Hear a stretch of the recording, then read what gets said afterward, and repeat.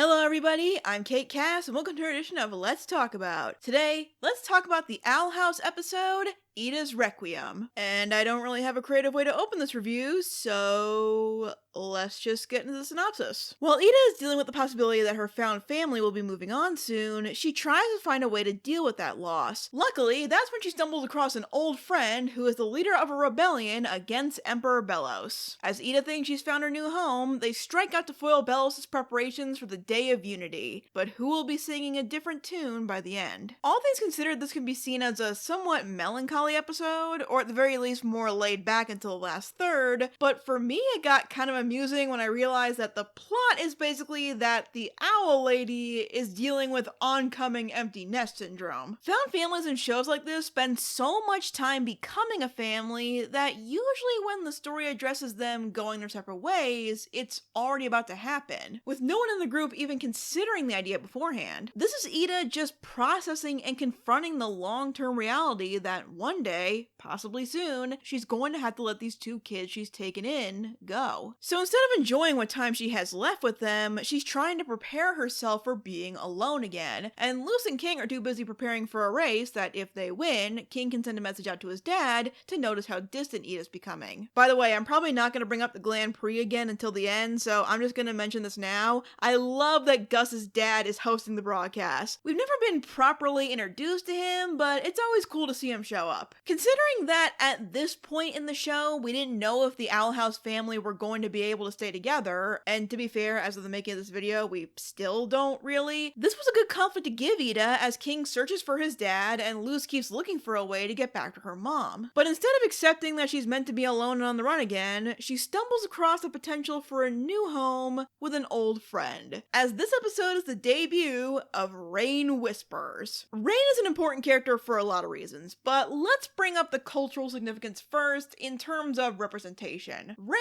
is a non-binary character. For a while, I incorrectly assumed they were the first non-binary character in animation, but I was clearly mistaken there. However, while they aren't the first, the depictions of non-binary characters in television, especially animation, are few and far between. And mostly in Steven Universe. I think my misconception on this came from the fact that not only are media depictions of gender-fluid characters a rare occurrence, but seeing as Rain had been hinted at slightly before this, and was already making news for being non-binary before the episode aired, Rain was developing a fanbase before they ever made a proper appearance on screen. And let me tell you, expectations were high. Even though the Owl House has a good track record, it seemed like the pressure was on for this to be a good portrayal. In the end, while I obviously can't speak from a place of relatability, I'd say Rain is a home run in this department, because their gender identity is not where their character begins and ends. It's just one piece of a fully realized, multi-layered, fleshed out supporting character. Rain's identity is not a key plot point at any time. It's never even directly mentioned. Again, I could be talking out of my ass here, but since you clicked on this video, that's what I think makes Rain such great representation. Being non-binary isn't all there is to them. They're treated as a person and a character first, above all else. And if you want people to accept non-conventional identities, reminding them that they're people just like anyone else is the first step in doing that. So outside of their gender identity, who is Rain Whispers? Rain is the newly appointed head of the Bard Coven. By the way, I've been asked a couple of times which coven I would join, and while it's really tough for me to choose a favorite, the introduction of the Bard Coven and their magic definitely puts them up there for me. I can't quite explain it, but I find the concept and presentation of these witches who control magic through music really enchanting. Rain is rebellious but careful, bold but shy. Rain doesn't like being the center of attention and finds socializing monotonous, but will go to great lengths to stand up for what they believe in, especially if they feel they can make genuine change happen. Which they do in the moment where they and Eda reunite, as they're accompanied by a group of rebels who use their magic to incapacitate a group of the Emperor's guards. Rain also has a deep personal connection to Eda. Turns out they weren't just friends when they were younger, they were something of an item. And it was Eda's spirit when they were growing up that helped Rain see through the Emperor's true intentions, inspiring them to form this undercover group to act against the Emperor and his forces, the Bards Against the Throne, or BATS. Well, I think I know what the Emperor's guards are going to be chanting as they try to take them down. Stop the dance, stop stop the bats, make them go and not come back. And hey, one of the Bats members is that fanfiction prisoner girl from the first episode. That's a pretty neat callback. Running into her old friend, who conveniently has a rebellion group against the Emperor to lead, Eda thinks she might have found the solution to her current crisis, deciding to join the Bats on their missions. And it seems like she's got a natural knack for it. She's already well equipped at dodging the law and leading outcasts into dangerous missions that help them grow closer, so this feels like a perfect fit. For a while, things go pretty well. Eda proves to be a valuable asset. She basically adopts the rest of the group in the way only Eda does, but perhaps the best part is getting to see Eda and Rain reconnect. They clearly used to be a couple, or at least were affectionate with each other, but for whatever reason, they drifted apart. We're not really told why in this episode, but as much as this seems to hurt them both, it's nice that there doesn't seem to be any obvious bitter feelings between them. It's really refreshing to see an old couple like this pick things up as if hardly any time has passed and lounge around like old friends. I just love the connection Eda and Rain share. You feel the history between them, and now they're even more kindred spirits with similar goals. They definitely have a positive effect on each other. The bard magic Eda remembers seems to be the only non-glyph related magic she's been able to cast this season. It does get corrupted by her curse, but as we'll soon see, that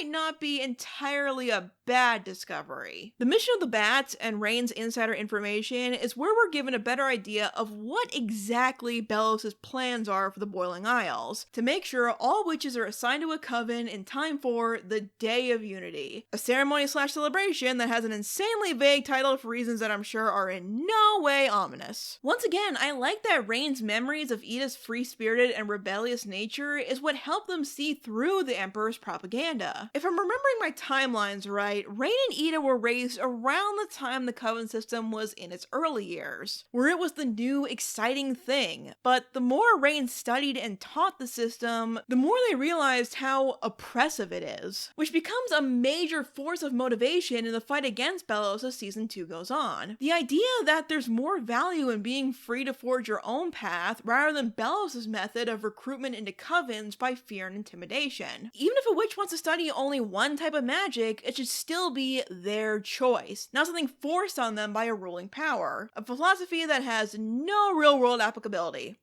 None whatsoever. But even with Rain on the side of justice, Bellows still has plenty of other powerful witches to do his dirty work, introducing us to 2 more Covenheads: Darius, head of the Abomination Coven, and Eberwolf, head of the Beastkeeping Coven. This right here is one of the reasons I chose to review this episode, because it has a lot of things I was really excited about in season 2. One of them was meeting the Covenheads. The second we got that one shot of all of them in shadows in the season 2 trailer, it was one of my most anticipated reveals of the season. There were 3 introduced in this episode, and we meet more of them as the season progresses, and every single one of them was incredibly memorable to me. Just by looking at them, you can immediately tell which coven they're the head of, and even get a good gauge on their personalities. The character designs in this group are spectacular, and the variety makes each individual one stand out from the others even more. It's one of those groups where I'm sure every Owl House fan winds up with a favorite. In fact, comment below who your favorite Covenhead is. Of course, I'm partial to Rain, but I'd put this scarecrow-looking guy from the Potions Coven in second place. That guy looks so cool. Darius and Eberwolf are shining examples of the presentation of the Covenheads, where you get a lot from them with, all things considered, very little screen time. Darius is posh and hates filth, while Eberwolf is animalistic, never even speaking. Alongside Rain, it displays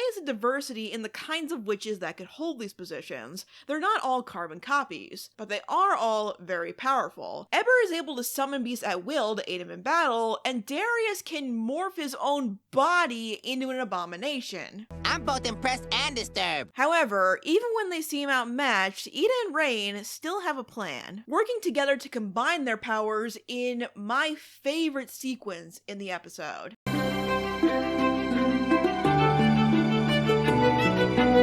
don't know if there's a word for this trope, but I love final conflicts that are resolved by playing a sweeping melody. Professor Layton and the Eternal Diva, The Rings of Akaten, Pokemon 2000.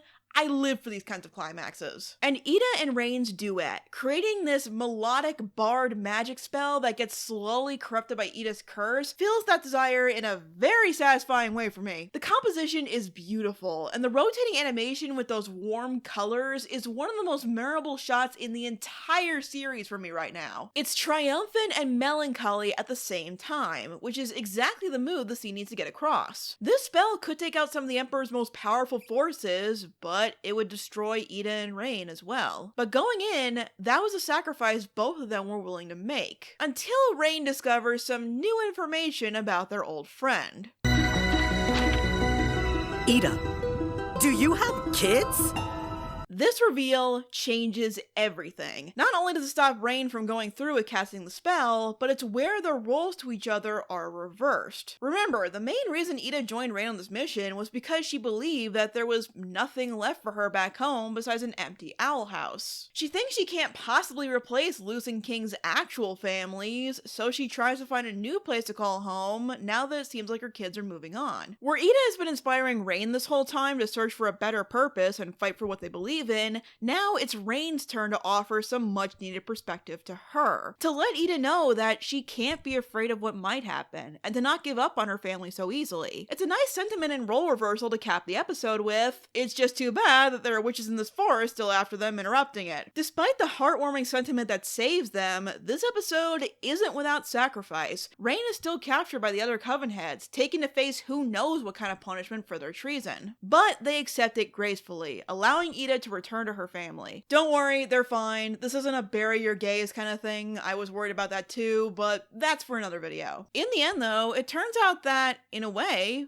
Rain was right. Because they didn't win the race and couldn't get on TV to send out King's message, Eda takes matters into her own hands and records it herself. Now, it's already sweet that Eda is willing to help with a task that she's worried will tear her family apart forever, maybe even reflecting Rain's sacrifice for her happiness just a minute ago, but the real punch to the heart is what comes next. But this time it's a good one. Which is why I am legally changing my name to King Clawthorne! King's decision to take Eda's name, officially making him part of the Clawthorne family, is the perfect way to diminish Eda's concerns. All this time, she was worried King was trying to leave her home, so she starts keeping her distance from him in advance to lessen the pain. As a result, she was holding off this news that he wants to become a part of her family officially and legally, the thing that would have disproven her fears. It's a great payoff. This story couldn't have ended on a better note. It symbolizes how much Eda's kids value the life and bond she gave them, that no matter what happens, no matter where King or even Luce go next, they'll carry a part of Eda and the home she built with them. Whatever happens,